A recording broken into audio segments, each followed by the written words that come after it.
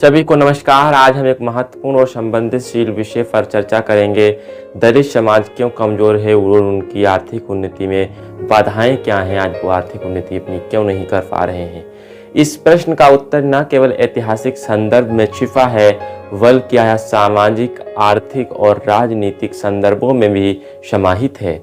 इस वीडियो के माध्यम से हम कुछ मुद्दों की गहराई से समझने का प्रयास करेंगे और विचार करेंगे कि हम क्या सुधार कर सकते हैं और आर्थिक उन्नति को कैसे विकसित कर सकते हैं। अगर हम बात करें ऐतिहासिक परिप्रेक्ष्य की, तो जिसमें जाति व्यवस्था का एक बेहद अहम भूमिका रही है।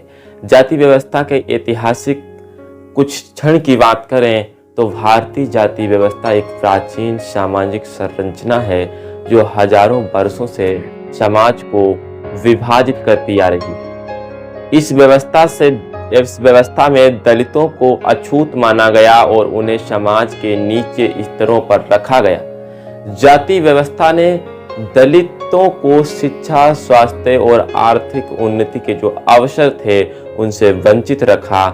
यह सामाजिक भेदभाव और इनकी आर्थिक स्थिति को स्थिर बनाए और कमजोर बनाए रखा, जिस कारण दलित समाज आगे नहीं बढ़ सका। कमजोर बनाए रखने के लिए डिजाइन किया गया एक बेहतर प्लान है जाति व्यवस्था, जो कभी जिससे निकलना आसान नहीं हो सकता है। सामाजिक और सांस्कृतिक कारण भी इसमें कुछ रहे हैं जिनकी भी हम बात करेंगे। सामाजिक भेदभाव और उत्पीड़न एक बेहद सबसे बड़ी गंभीर समस्याओं में से एक है। सामाजिक भेदभाव और उत्पीड़न ने दलितों की स्थिति को भी कमजोर करने का कार्य लगातार किया। दलितों की स्थिति को कमजोर भी बना दिया और उन्हें समाज की मुख्य धारा से अलग रखा, जिनसे उनकी सामाजिक मान्यताएं और आर्थिक अवसर सीमित हो गए। दलितों को जो निम्न श्रेणियां हैं उन कामों को स्वच्छता और मैनुअल लेबर मजबूर कर दिया गया, जिसमें कम वेतन और खराब परिस्थितियों से जुड़े होते इन कार्यों को उनको करने के लिए मजबूर किया गया। यह स्थिति उनके सामाजिक और आर्थिक उन्नति में एक बड़ा अवरोधक रही। उनको मजबूर किया गया ऐसे कार्य करने के लिए जो गंदे कार्य थे, निचले स्तर के कार्य थे। शिक्षा का अभाव मुख्य रहा इसमें। स्कूल और शिक्षा की अगर हम बात करें तो दलित समाज को जाति व्यवस्था के कारण शिक्षा के अवसर बिल्कुल नहीं थे।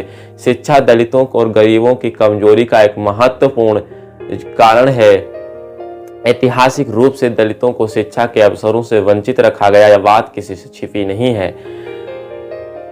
वंचित रखा गया। जब शिक्षा नहीं पहुंची इन लोगों तक, तो इन लोगों के पास कौशल और ज्ञान की कमी रही ऐसा नहीं है, वो था, लेकिन अच्छे रोजगार के अवसर प्राप्त करने में बाधा जाति व्यवस्था बनी, जिस कारण इनको शिक्षा असमानता, कामतर सुविधाओं में दलितों की आर्थिक स्थिति और कमजोर बनाए रखा। इनके पास ज्ञान था, नॉलेज थी, अवसर लेकिन इनको नहीं दिए गए।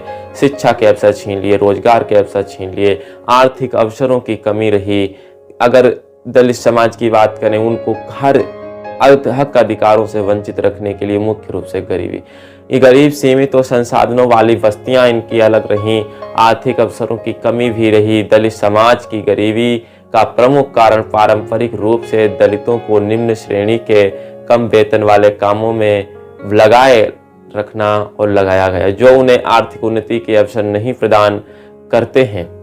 यह असमानता उन्हें उच्च वेतन व सम्मानजनक नौकरियों से वंचित रखती है और उनकी आर्थिक असमानता ने दलित समाज के विकास की महत्वपूर्ण बाधाएं डाली हैं। अगर हम इसके बाद राजनीति और कानून की दृष्टिकोण से अगर करें तो यह भी एक अहम हिस्सा है। आपको जानकारी के लिए मैं बताना चाहता हूं कि दलितों को किस प्रकार से एक षड्यंत्र के माध्यम से फेर कर भारतीय संविधान ने दलितों के अधिकारों के सुरक्षा के लिए कई प्रावधान किए, जैसे कि आरक्षण, समानता का अधिकार और विशेषाधिकार। हालांकि इस प्रावधानों के बावजूद कानूनी और नीतिगत सुधारों का प्रभावी कार्यान्वयन अभी भी एक चुनौती है। अभी भी चुनौती है। ये बात आपको समझनी चाहिए कि हम किस युग में जी रहे हैं। कई बार सरकारी योजनाओं का लाभ दलितों तक सही तरीके से नहीं पहुंच पाता और भ्रष्टाचार, प्रशासनिक विफलता की समस्या को बढ़ाता नजर आता है। इन बहुत सारी ऐसे लाभ हैं जो आज भी दलितों के हक अधिकारों के लाभ उन तक पहुंच ही नहीं पाते हैं, क्योंकि वहां से आने वाले लाभ बीच में ही कोई खा जाता है और असली हक और अधिकार, असली स्कीमों का लाभ आज दलितों को नहीं मिल पा रहा है, कमजोर लोगों को नहीं मिल पा रहा है। अगर जागरूकता अभियान और सामाजिक गतिविधियों की बात करें तो समाज में बदलाव लाने के लिए हमें सामाजिक जागरूकता बढ़ानी होगी। हमें शिक्षा, स्वास्थ्य, रोजगार में समान अवसर सुनिश्चित करने होंगे और सुनिश्चित करने के लिए सक्रिय प्रयास करने होंगे। सामाजिक भेदभाव और पूर्वाग्रह को समाप्त करने के लिए समाज को एकजुटता करनी होगी, एकजुट होकर काम करना होगा। केवल कानूनी और नीतिगत सुधार ही नहीं, केवल नीतिगत सुधार से और कानून से काम नहीं चलेगा, बल्कि सामाजिक दृष्टिकोण, व्यवहार में भी बदलाव लाना होगा। आपको ये भी बताना चाहता हूँ कि इस वीडियो के माध्यम से मैं आपको बताना चाहता हूँ कि सुधारों के लिए भी सरकार को कार्य करना होगा और समाज को भी, दोनों को काम करना होगा। सुधार के उपाय और सक्रिय प्रयास करने होंगे। दलित समुदाय के विकास के जो प्रयास हैं वो हम सबको मिलकर करने होंगे। हमारे लोगों के जो संगठन हैं उनके माध्यम से, जो गैर सरकारी संगठन उनके माध्यम से करना होगा। हमारे समाज के प्रत्येक सदस्य को दलित समुदाय के अधिकारों की रक्षा के लिए सक्रिय प्रयास करने चाहिए। शिक्षा, स्वास्थ्य, रोजगार के अवसरों को सुनिश्चित करने के लिए हमें योजनाएं बनानी होंगी। दलितों के साथ सामाजिक समरसता को बढ़ावा देने के लिए हमें मिलकर काम करना होगा, ताकि उन्हें भी मुख्य धारा में लाकर, न सिर्फ मुख्य धारा में बल्कि वहाँ की सभी लोगों के बराबर में और उनसे आगे बढ़ाया जा सके।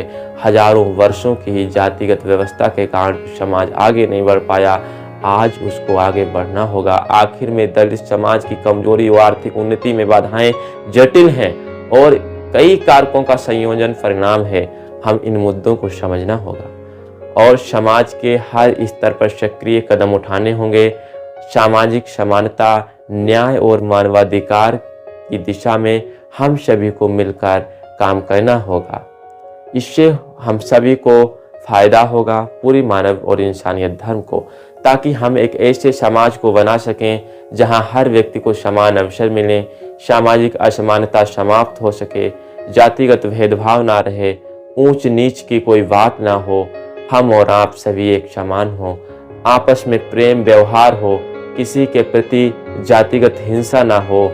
तो ये क्यों जरूरी है एक अच्छे राष्ट्र के लिए? समानता और न्याय की दिशा में एक कदम बढ़ाएं। आओ मिलकर हम सब एक वंचित समाज को मुख्य धारा में लाएं और हर उस व्यक्ति को जो आज गरीब है, जो कमजोर है, जो वंचित है, शोषित है, चाहे वो उच्च वर्ण का हो या वो निम्न वर्ण का हो, हर वो व्यक्ति जो आज कहीं ना कहीं पीछे छूट गया, उसको आगे आने की ज़रूरत है। खास तौर पर वंचित समाज की बात करें तो दलित वर्ग, आदिवासी समाज एक वो समाज है जिनको मुख्य धारा में आज भी हम आदिवासी समाज को नहीं देख पा रहे हैं। ऐसे लोगों को मुख्य धारा में लाएगा कौन? हमारे और आपके प्रयास ही इनको मुख्य धारा में लाएंगे। सरकार की बनाई नीतियाँ और उनको लागू कराने वाले ऑफिसर्स और हम सब सामाजिक हैसियत के माध्यम से आगे बढ़ाने वाले स्वयंसेवी संगठन, गैर सरकारी संगठन और इंडिविजुअली हम लोग आओ मदद करें। देश को एक बेहतर राष्ट्र बनाएं, जिससे न सिर्फ एक बेहतर राष्ट्र बनेगा बल्कि इंसानियत की एक ऐसा इंसानियत होगी जिसमें हर व्यक्ति कहेगा यहाँ पर कोई गैर नहीं है, सभी अपने हैं। आओ हम सब मिलकर एक कदम उठाएं, हर व्यक्ति को मुख्य धारा में लाकर उनके हक अधिकार उनको प्राप्त करवाएं। धन्यवाद।